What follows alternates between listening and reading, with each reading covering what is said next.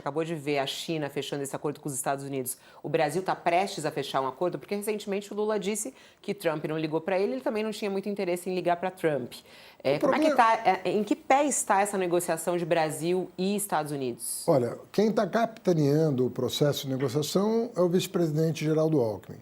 Mas eu estava lá, é um assunto caro à Fazenda, e eu mencionei a ele que causou uma certa estranheza o fato de que a América do Sul, nem falei em nome do Brasil, falei, a América do Sul é deficitária nas suas relações comerciais com os Estados Unidos. Como é que você taxa uma região que é deficitária? Sim. Do ponto de vista econômico, não faz o menor sentido. E ele próprio reconheceu quando eu disse isso. E disse, olha, nós vamos negociar, nós vamos sentar à mesa para negociar.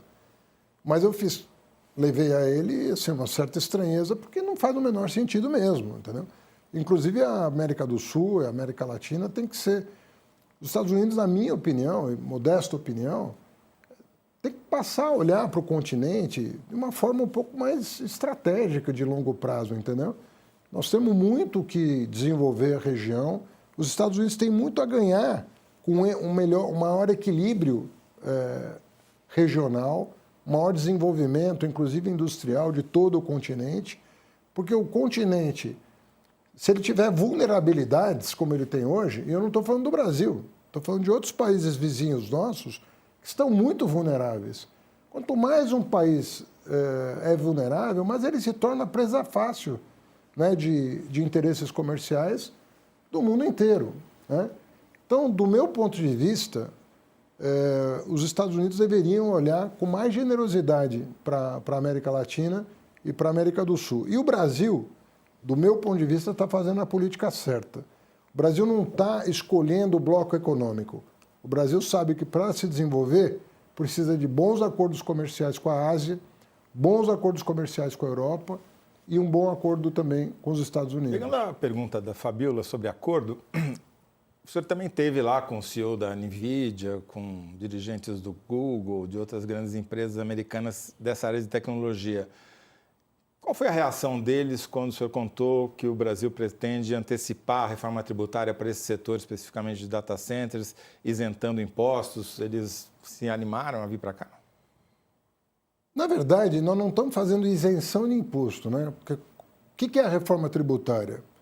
Que todo mundo sabe que vai ter consequências muito proveitosas para o Brasil. Uma reforma esperada há mais de 40 anos, finalmente realizada.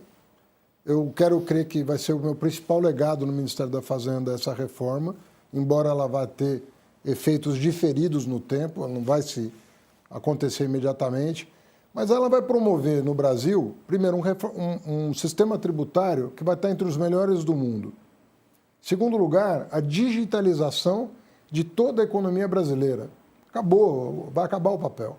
A nota fiscal, tudo vai ser eletrônico, inclusive o pagamento de tributos. Vão ser endereçados para municípios, estados, União, automaticamente. Vai ser uma coisa realmente muito transformadora da economia brasileira. E quando você diz para o investidor, qualquer que seja, pode ser de data center, pode ser de produção de energia solar, eólica, pode ser de produção de carro, quando você diz para ele que investimento e exportação estarão 100% desonerados com a reforma tributária, o olho brilha. Brilhou? Mas não é para eles. Sim.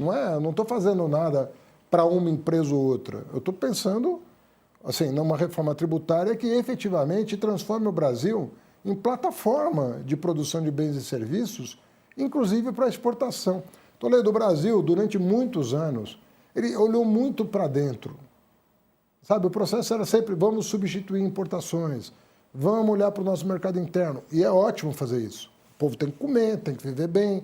O presidente Lula é o primeiro a defender um país de classe média, ele quer que todo mundo tenha acesso a bens e serviços. Mas ninguém se desenvolve isso, ninguém se desenvolve assim hoje. Um país como a China, que tem 1,4 bilhão de habitantes, está olhando para o mercado externo. Como é que o Brasil, que tem 215 milhões, vai olhar só para o seu mercado interno? Lula está lá na China, né, e anunciando hoje, inclusive, vários investimentos aqui, que é um pouco nessa linha, né, do que o senhor está falando. Essa viagem de Lula à China tem como objetivo também de encontrar oportunidades diante das taxas aplicadas por Donald Trump, como é que fica essa história? Porque até no New York Times saiu hoje, né? Quer dizer, o Brasil vai lá para a China em meio a essa disputa. Tem algum tipo aí também de olhar a China como uma possibilidade diante dessa situação um pouco mais difícil com os Estados Unidos? Olha, eu acredito que o presidente Lula tem duas características que nem os seus adversários conseguem contestar, nem os seus principais adversários. Primeiro, ele é visto no mundo inteiro como um genuíno democrata. Ele é uma pessoa que nasceu da luta contra a ditadura, venceu 3 eleições democraticamente, reconheceu todos os resultados quando perdeu, jogou fair play a vida inteira e tem as portas abertas do mundo inteiro. Talvez seja dos poucos governantes que tenham portas abertas em qualquer quadrante do mundo. Em segundo lugar, ele acredita no multilateralismo mesmo, não é tipo. Lula não está fazendo... Ele acredita no multilateralismo. E ele pensa que o Brasil, sobretudo pela sua dimensão, peso específico, nem pode pensar em outra política que não seja multilateral. Então, o fato de que eu, na mesma semana que ele está na China, estava nos Estados Unidos, deveria significar alguma coisa para um observador isento. Sim. Quer dizer, nós estamos jogando um jogo que é o seguinte... E foi pensado isso? Porque é muito estratégico, né? O senhor nos Estados Unidos, ele na China. Quer dizer, é um recado isso? Eu não posso sair do país sem autorização do presidente, entendeu?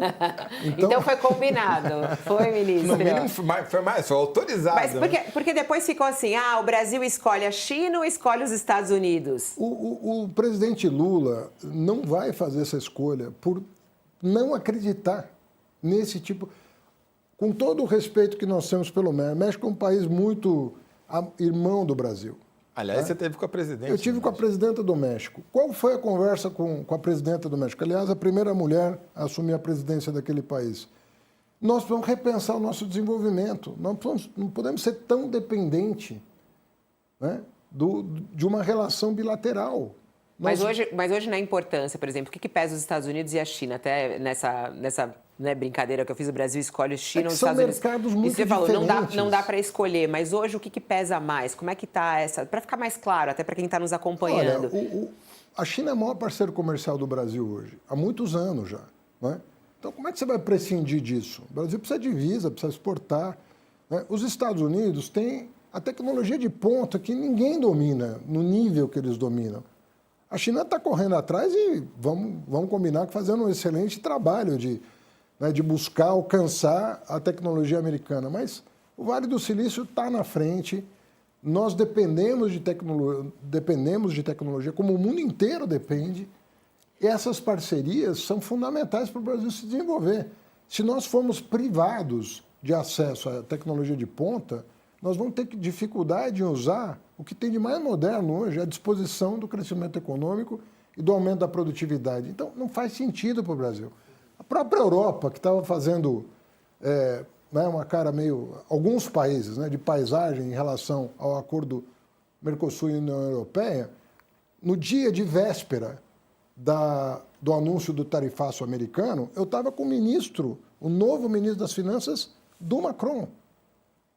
Então, o presidente foi para a Rússia e para a China, eu fui para a França e para os Estados Unidos, né? Então, nós estamos fazendo as conversas da maneira mais civilizada possível. Quer dizer, acho que resumindo, dá para dizer então que vocês estão tentando fazer do limão uma limonada, dado o caos no comércio mundial que o Trump instalou. Eu acredito que o Brasil, Toledo, e falo isso desde o começo do governo, nós estamos numa condição geopolítica que, se bem aproveitada, pode favorecer o Brasil.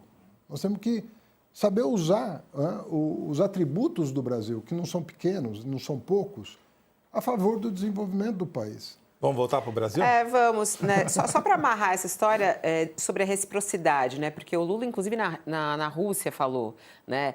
Haverá reciprocidade. Qual vai ser essa reciprocidade? Porque no seu discurso agora fala, não, vamos dialogar, eu estou nos Estados Unidos, o presidente Lula está na China, vamos negociar oportunidades.